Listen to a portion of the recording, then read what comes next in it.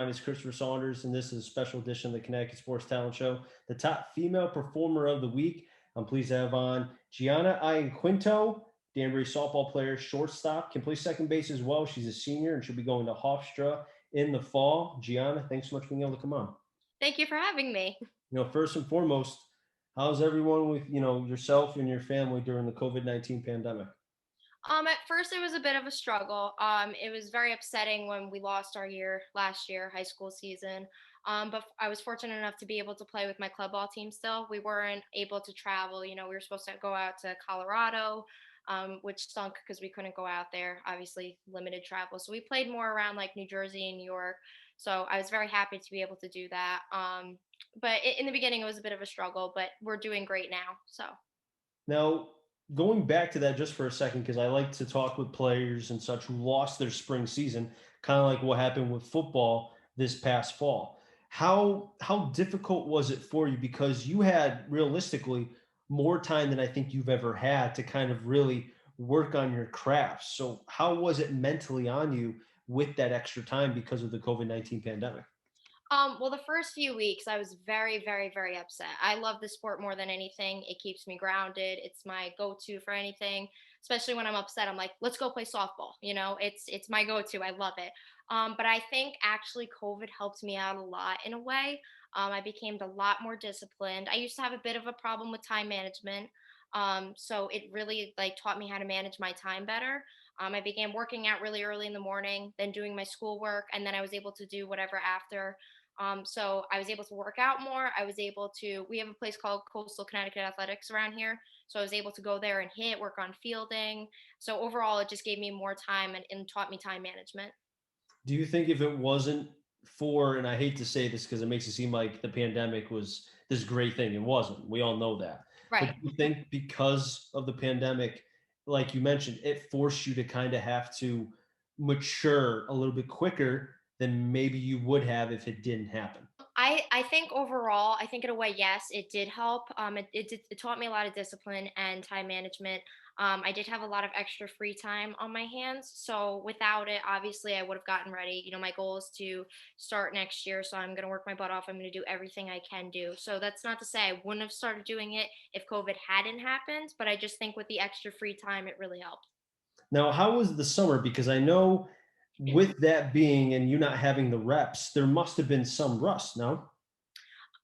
Maybe a little bit. My first tournament, yeah. My first tournament, I remember I didn't do too hot, and I was really upset about it.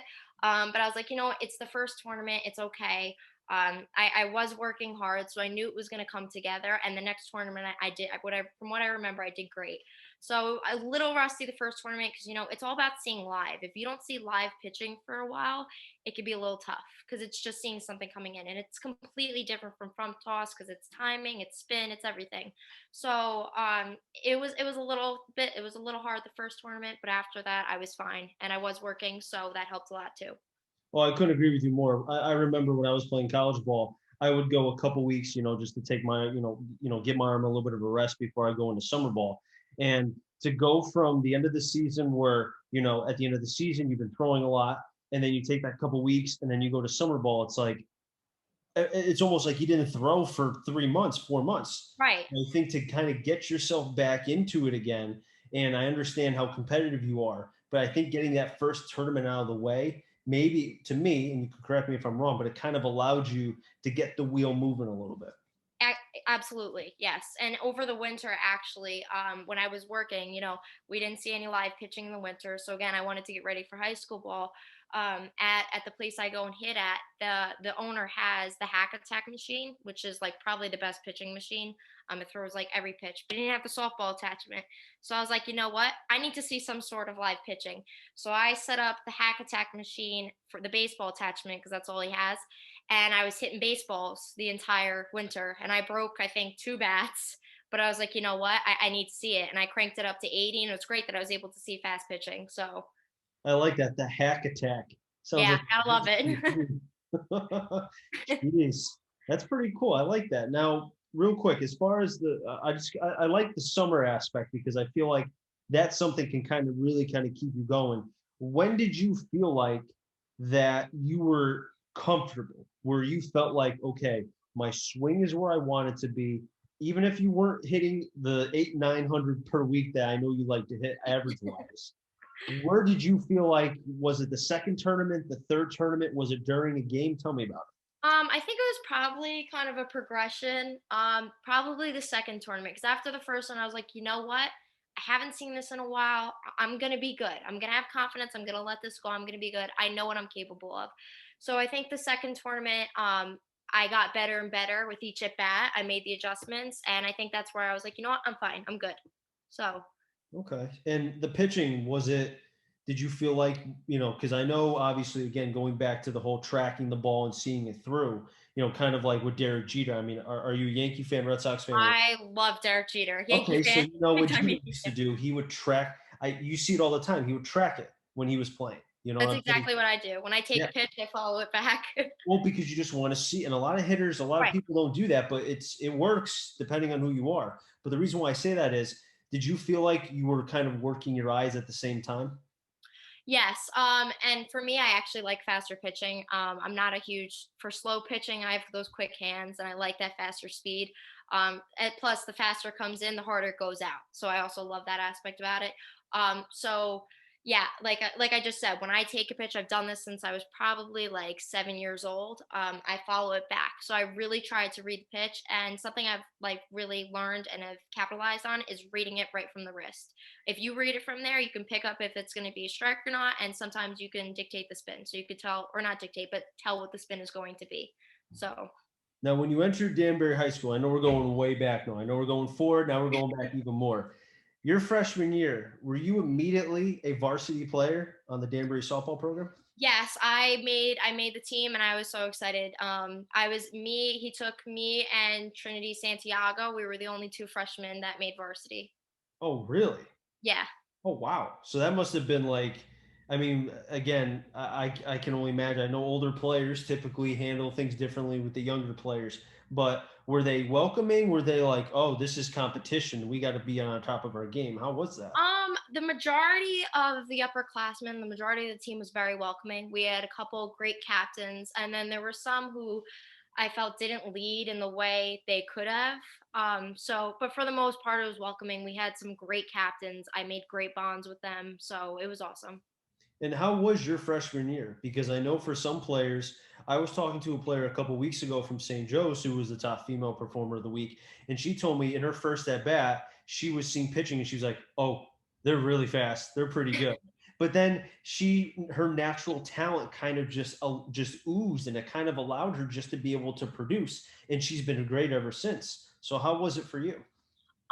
In the beginning of the season, I was a little nervous, because I was 14, I was going against 18-year-olds. But I feel like my club ball team, we always play at the next level up. So I think that kind of helped me knowing I had that background. I knew I had gone against faster pitching.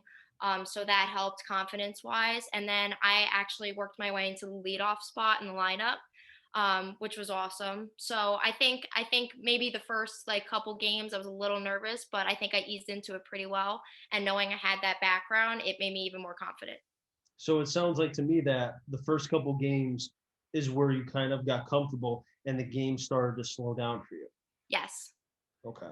Because I know, again, knowing young players, sometimes it's like boom, boom, boom, boom, boom, boom. The game never stops. But Yeah. the more repetition, the more comfortable you get, then it's like, oh, now you're starting to see things that maybe you weren't seeing your first couple games. Exactly. And I think, some of the captains were great.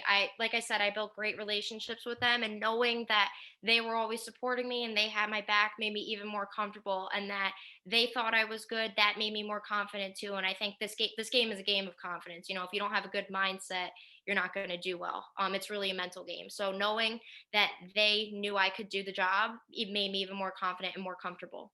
Was there a particular at bat your freshman year that you're never going to forget? Was it off maybe a certain pitcher? Maybe it was a big hit. Is there any sort of hit your freshman year that you can really? Absolutely. I think my three standout at bats were one when I hit first pitch of the game. We were away at Stanford, and I hit a home run off of Kim Saunders.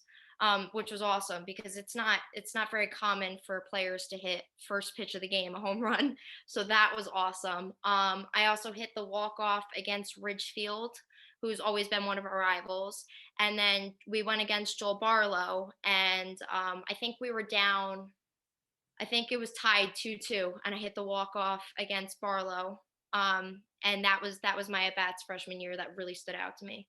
So to the coaching staff, they must have been thinking, "Oh, this young player has a a knack for the big moments, the lead off, walk off, stuff like that." That must did they ever mention that to you? I know the coach was really happy because Barlow at the time was a very good team. Mhm. I don't know how they're doing this year. I haven't been able to follow up on them, but at the time they were a very good team, and the fact that we were able to beat them was awesome. So the coaches were really happy about that. So your freshman year, did that kind of allow you, again, like you mentioned, and as we all know, of people who follow softball and sports, a lot of game is 90% mental, 10% physical. So Absolutely.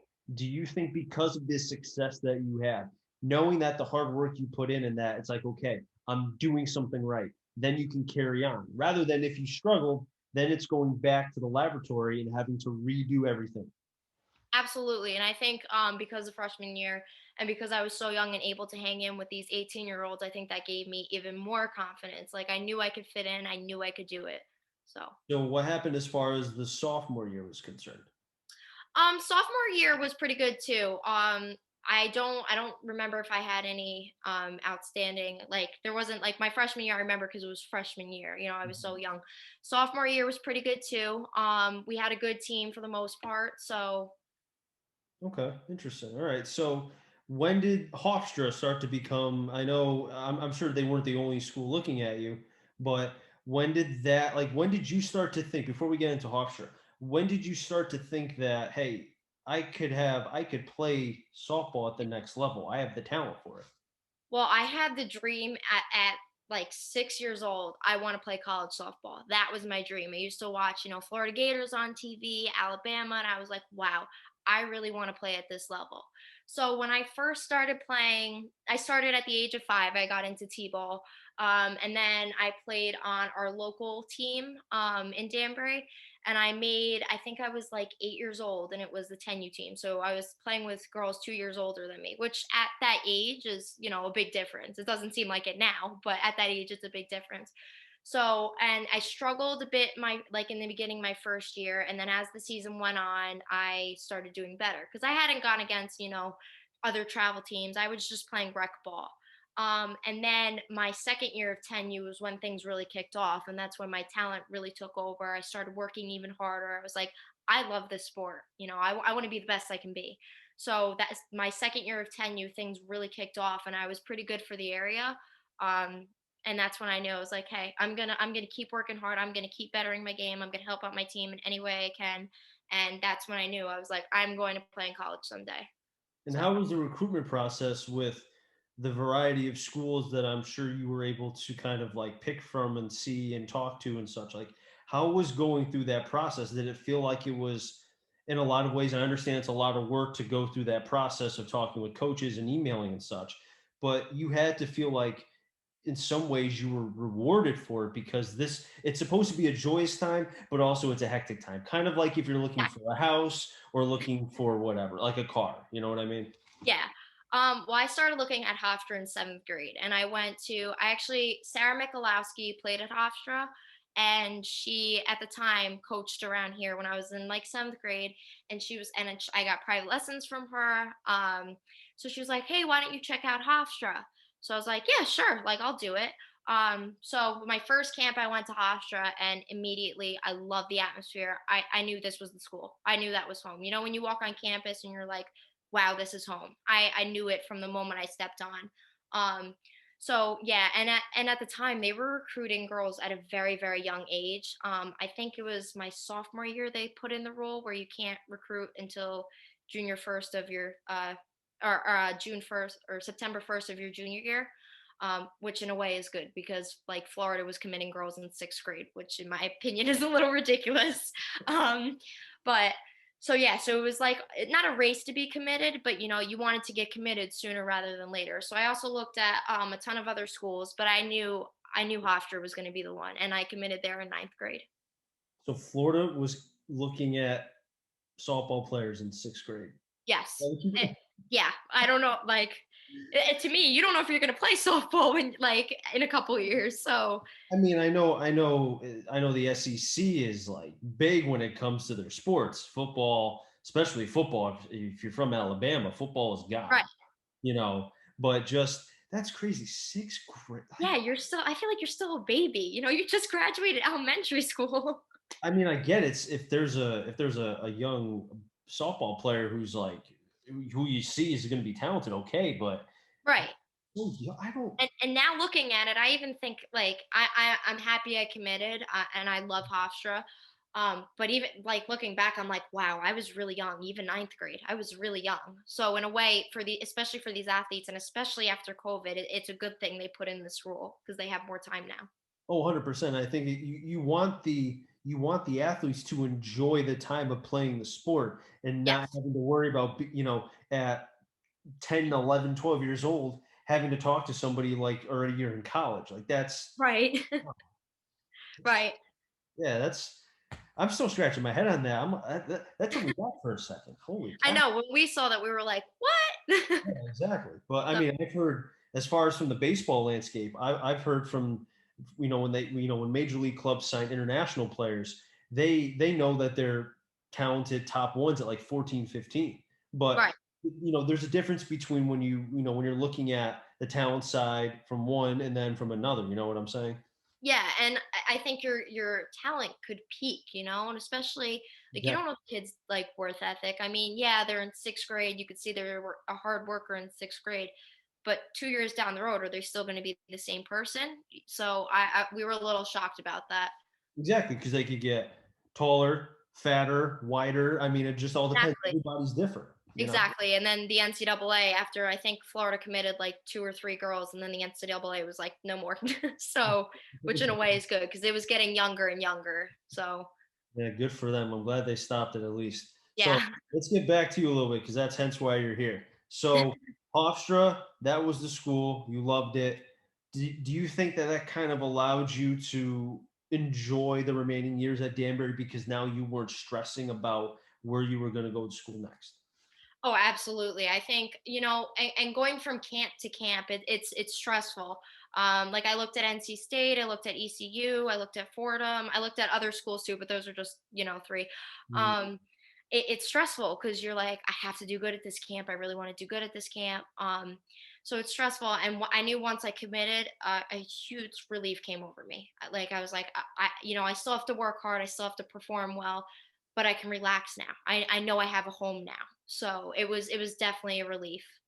And I'm asking you this, and I know you could play anywhere, and I think you'd be fantastic. Okay, Thank you. the numbers in and of itself, and the people I've talked to spoke very Thank high. you. No problem, just being honest.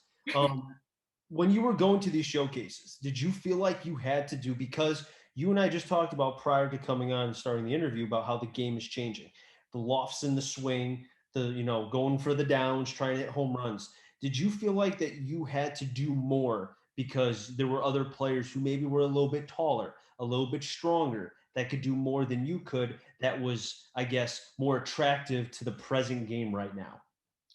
Um yes and no. For me, doing more was I need to hit the gym. I'm not tall, so if I can't make up for it height wise, I got to make up for it strength wise. So I hit the gym like harder, and also I would practice every day hitting, and I also really stress defense. To me, you need to be able to hit, but defense wins games. So I worked with Krista Thorne, who was my one of my old TLI coaches. She also played at Hofstra, and she's phenomenal mechanically. So I went from Sarah and then to Coach Krista Thorne, and they both really trust mechanics, and I worked on perfecting every part of it.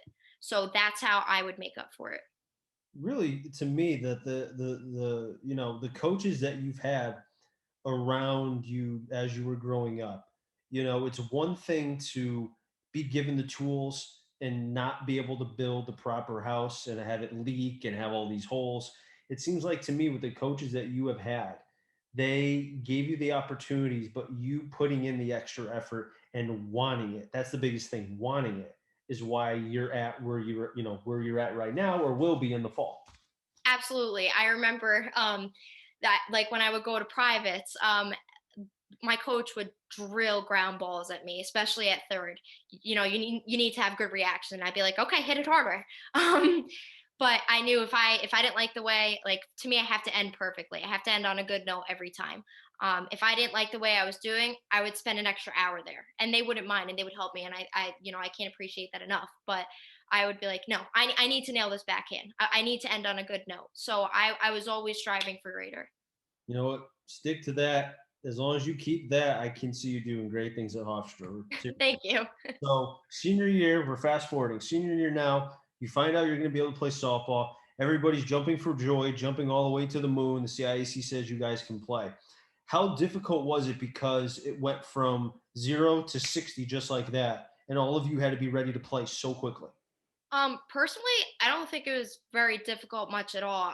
Like I said, I was working hard over the winter and in the fall and in the summer season. So personally, I was so excited. I ran around the house. I was jumping up and down. I was going crazy. Um, for the younger girls on our team, we do have a lot of younger players, and for them, losing the year last year hurt because it's their first time on varsity. Our pitching staff is very young. A lot of our outfield and some of our infield is very young. And I think they're doing a great job holding their own. But I think at first it was a bit of transition because, we did lose that year due to COVID, and it was their first time on varsity. So it's a totally different and new type of competition. I guess that's the point I was trying to get at because of the lost year and because if you're returning back a team, because not many teams that I know have returned basically their whole team after COVID and all that. A lot of times it was freshmen who are now juniors or it's sophomores who were seniors who had very little amount of time on the varsity level. And I think to have a player or have a group like yourself and other seniors and such to kind of rally the troops and just be there and such, I feel like that's such a big component that in some ways could kind of lessen the problems you would have because you guys had to start out so quickly. Right. And we have four varsity returners this year. From in our and it was only our seniors. So the rest of our team is either underclassmen or they haven't played varsity before. So that was a little tough, but I think all of our seniors. I'm sorry, my dogs are going crazy. I think all of our seniors have done a great job welcoming in the underclassmen. And in the beginning of the year, we made a pact because there's times in the past, like I said before, where I don't think some of our captains did a great job being leaders, or upperclassmen. So we made a pact, and there was drama in the past. So we made a pact. There was going to be no drama this year, and since we didn't like the way we were treated, we were never going to do that to the underclassmen. So our goal really was to be one team, one unit, and be as much of a family as we could be.